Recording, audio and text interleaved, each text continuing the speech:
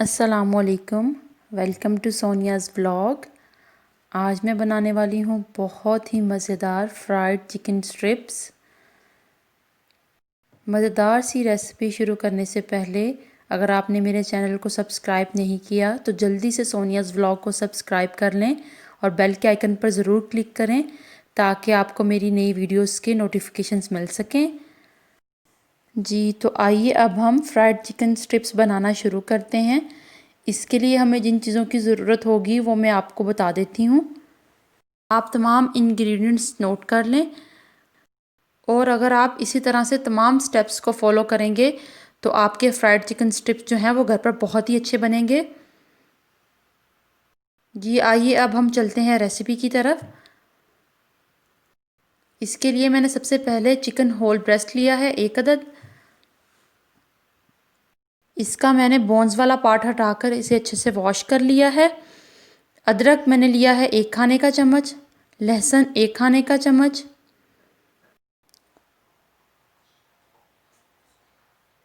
اور اگلی جو چیز میرے پاس ہے وہ ہے جی یہ ونیگر یعنی کہ سرکہ۔ اسے میں حسب ضرورت استعمال کروں گی۔ یہ دیکھیں۔ اس کے بعد جو چیز میں نے لی ہے وہ ہے 1 چمچ لیموں کا رس۔ اس کے ساتھ ہیں جی بریڈ کرمز 5 کھانے کے چمچ، آل پرپز فلاور یعنی کہ میدا 4 کھانے کے چمچ، چلی فلیکس 1 چائے کا چمچ، نمک حسب ذائقہ، چلی پاؤڈر آدھا چائے کا چمچ۔ آئیے اب ہم فرائیڈ چکن اسٹرپس بنانا شروع کرتے ہیں۔ سب سے پہلے آپ نے چکن کو اس طرح اسٹرپس میں کاٹ لینا ہے، یوں لمبائی میں آپ نے اس کو باریک باریک کاٹ لینا ہے۔ اب میں نے ایک باؤل لے لیا ہے۔ اس کے بعد ہم اس میں ایڈ کر دیں گے جی لہسن کا پیسٹ اور ادرک کا پیسٹ۔ یہ دیکھیں اس طرح سے لہسن ادرک کا پیسٹ ڈالنے کے بعد نیکسٹ سٹیپ آپ نے کیا کرنا ہے، آپ نے اس میں جو ہے وہ لیموں کا رس ڈال دینا ہے 1 کھانے کا چمچ۔ اب میں اس میں سرکہ ایڈ کروں گی تقریباً 2 کھانے کے چمچ۔ جی تو دیکھیں میں نے سرکہ ایڈ کر لیا ہے۔ اب میں اس میں ڈالوں گی سرخ مرچ، ساتھ ہی اس میں جائے گا جی نمک، چلی فلیکس۔ یہ تمام چیزیں ڈالنے کے بعد ہم اچھے طریقے سے اسے کر لیں گے مکس۔ یہ دیکھیں اس طرح سے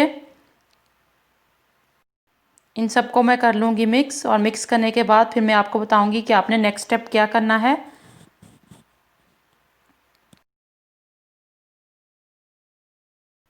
سب چیزوں کو اچھے سے مکس کرنے کے بعد اب میں اس میں چکن اسٹرپس ایڈ کروں گی۔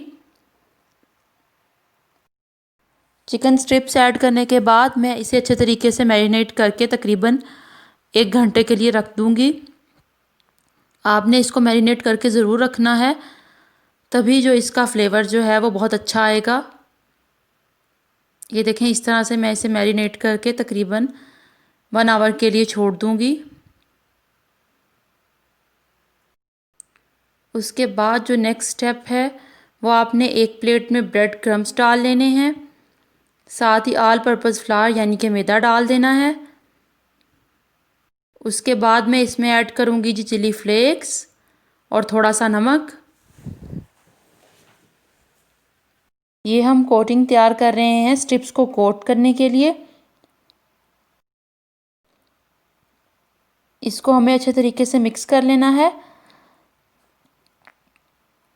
مکس کرنے کے بعد جو ہے وہ ہم چکن اسٹرپس کو اس میں کوٹ کر کے فرائی کر لیں گے۔ یہ دیکھیں اب میں آپ کو بتاؤں گی کہ آپ نے چکن اسٹرپس کو کیسے کوٹ کرنا ہے۔ یہ دیکھیں اس طرح سے چکن اسٹرپس کو اس میں اچھے سے کوٹ کر دیں۔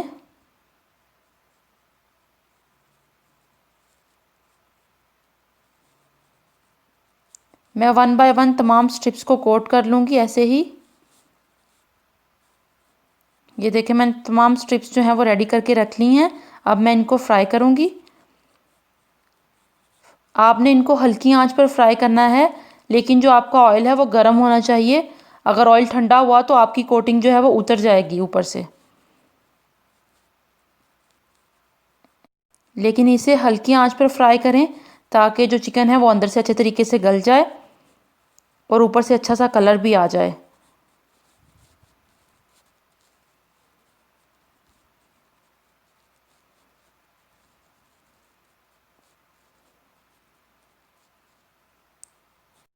یہاں اس بات کا خیال رکھیں کہ جو آئل ہے وہ ٹھنڈا نہیں ہونا چاہیے، ورنہ اسٹرپس کی کوٹنگ جو ہے وہ اتر جائے گی۔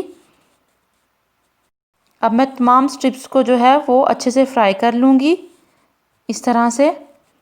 یہ دیکھیں کتنا پیارا جو ہے ان کا کلر آ رہا ہے۔ اس طرح سے تمام اسٹرپس کو جو ہے وہ ریڈی کر لوں گی۔